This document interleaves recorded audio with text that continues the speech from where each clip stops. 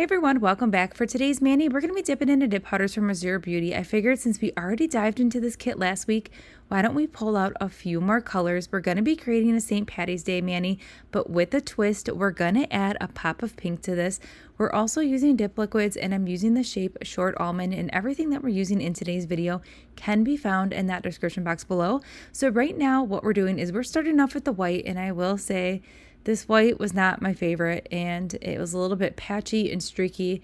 Whites are a little bit harder to make, and especially when you're getting them in like a little kit like this, sometimes the pastel colors, they're kind of a flop for me, and this definitely was patchy and streaky. But the other colors that we're using today are amazing, and I will say I did swatch the other colors in the kit, and I did not have any problems with the kit besides this one little white color. Now the white that we're using today, we're going to use that as a background, so I'm not too concerned about that streakiness because we are going to cover it up with a decal that has the most adorable shapes in it. It has Lucky Charm shapes, so that's really fun. Plus it's going to pull in some more of that pink. Now we're diving into this really fun green. I like this green so much. It's definitely giving me those spring, summer kind of vibes because it is not like that traditional St. Patty's Day green. It's a very just like almost like a neon pastel green with like a slight bit of like a little bit of teal in there. It's really pretty. That coverage that we got right there with that first dip, that is phenomenal. It's not patchy or streaky. And these dip liquids, I will say, are on a medium fast dry time. I can go ahead and apply a layer, dip into that cupcake liner, gently press everything down. If you need to clean up the cuticle line, if you're doing it on your actual hand, you can definitely go ahead with your precision tool and you're going to be good to go and dust off. But even that second coat right here is fantastic. So anytime I go ahead and dip into that cupcake liner, you will always see me just spending time pressing everything down. Especially when I'm doing dip liquids, I tend to spend more time pressing down the powder because I tend to get more bulk on a nail, believe it or not, when I'm using dip liquids. I don't know what it is or what the difference is behind the gel versus the dip liquids, because to me, I feel like dip liquids are a little bit thinner, so I don't understand why I'm getting that bulk, but I tend to carry the bulk up right above that cuticle line area on the sidewalls there, right before it tapers down to that coffin shape. That's where I build up the bulk, is just on the sides. So I just really want to make sure I am pressing it down. It doesn't matter if I'm using a solid, it doesn't matter if I'm using a shimmer or a chunky glitter, no matter what. I always get a little bulk right there, but it's okay.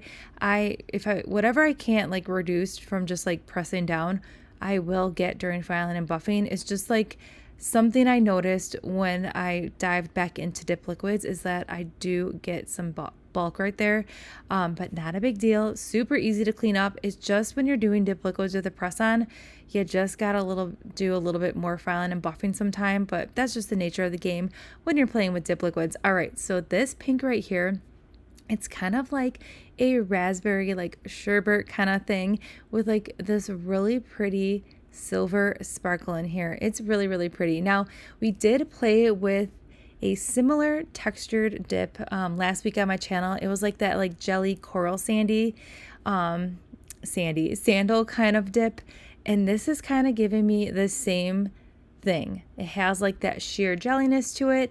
It also has like the same beautiful glitters, but it's really fun. It's bright, it's beautiful. In this nail right here, we are going to test it out with 3 dips because I really wanted to see what the color payoff we would get versus like 2 dips versus 3. So that is what we're going to be doing on this nail. And then when we get to the pinky nail, we're only going to do 2 dips. So right here, I'm just doing a very thin layer of dip liquids. I do have a little bit of sparkle on my brush, but I went ahead and wiped that off on a paper towel before sticking it back in the bottle, just to make sure I'm not contaminating my liquids. Plus, I do not want a little glitter kind of floating around. That is like the worst thing that could happen in a mani, at least for me, is when you're going in with like a solid color and then you have a glitter and then you're trying to get that glitter off before it like permanently sticks to that nail. And then when you're trying to get it off, you kind of leave like a little indent on that solid nail. That's the worst for me. So always just take that time to make sure any extra sparkles are off that brush before you stick it back in the bottle. So now we're going in with another layer. I normally do not do 3 dips unless like a coverage is like super sheer or I'm just curious on how it's going to look with a 3rd dip. This one right here, This one is phenomenal with the third. It's just like that perfect raspberry pink purple, and it is everything. It definitely built up the opacity a little bit more, so it kind of took away like that like jelly kind of effect, but I really like it. So you can do best of both worlds. 2 dips kind of gives you like that jelly kind of sandal look, and 3 just totally like sealed the deal in for me. It's really really pretty. It's awesome. And that sparkle, I really like how it has like the medium size glitters and then like some finer glitters mixed in. It just overall gives the nail a really awesome effect. So now we're diving into the last nail here. And again, we're only going to do 2 dips on this nail. I will say I was looking on Amazon to checking out like all the different Azure Beauty kits.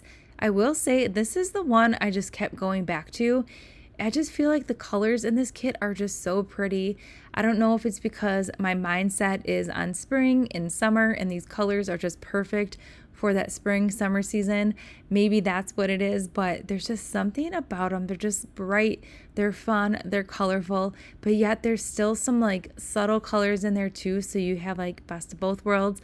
But overall, it's a really fun kit. So if you are just someone that's kind of dabbling in the dip powder world, kind of seeing if dip powder is going to be right for you before you commit, this might be a great option. All right, so now that we're done with the dipping, we're going to go ahead and activate. When I'm activating, I like to do my solids first before my glitters, especially when I am not clear encapsulating my glitters, just to make sure I am not getting any sparkle on those solid nails.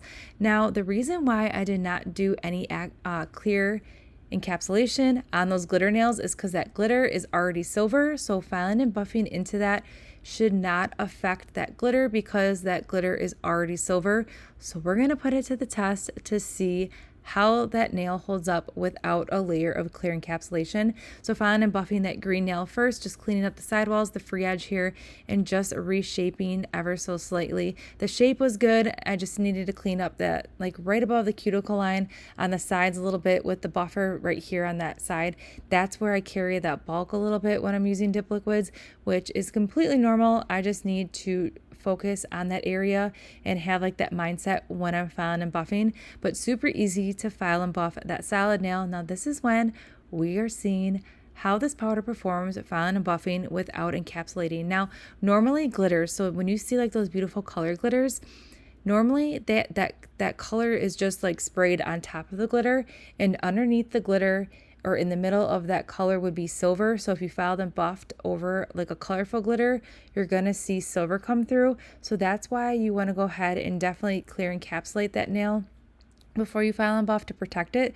But since this was already silver, I was like, we're just going to go ahead and see what this nail looks like when we go and file and buff it. So I did the rest of the filing and buffing off camera, and now we're going to see the moment of truth. We're going to go ahead and do another layer of activator, and I can tell you already that nail still looks good and the glitters still look fantastic in how they did when we first applied them on the nail. So that activator right now, that is just getting rid of any of those filing lines, and it's also sealing in any loose powders that we may have disturbed during filing and buffing.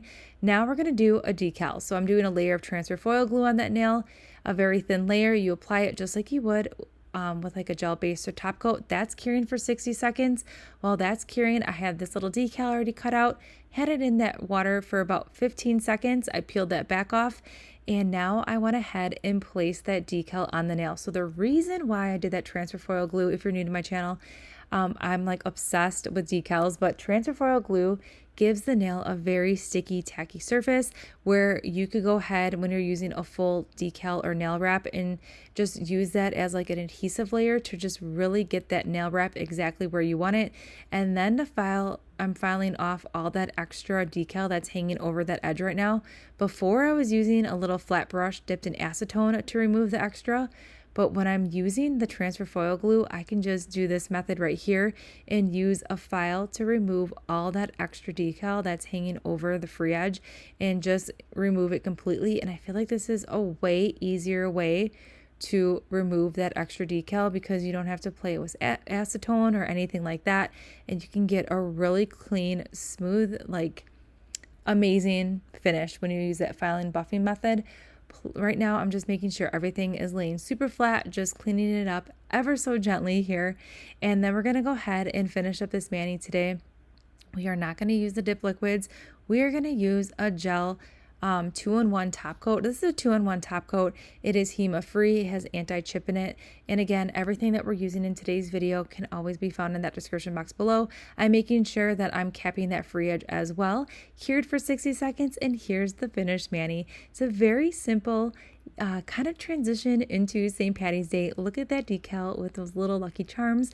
I really like the pop of pink in this mani as well, but I really wanted to see how more of these powders in this kit performed. I mean, I swatched them, but swatching and kind of doing a press on set and doing the full like mani experience can sometimes be a little bit different. So I wanted to see these colors in action, and they are beautiful. Even though we had that one little slight imperfection there with that white, it's not the end of the world. All the other colors in the kit are fantastic, so I'm not too worried about that white. And stay tuned, we will be doing more St. Patty's Day and spring and Easter manis here on my channel over the next few weeks. So I hope you enjoyed today's simple mani. Don't forget to subscribe, give this video a thumbs up, and I'll see you all in the next one.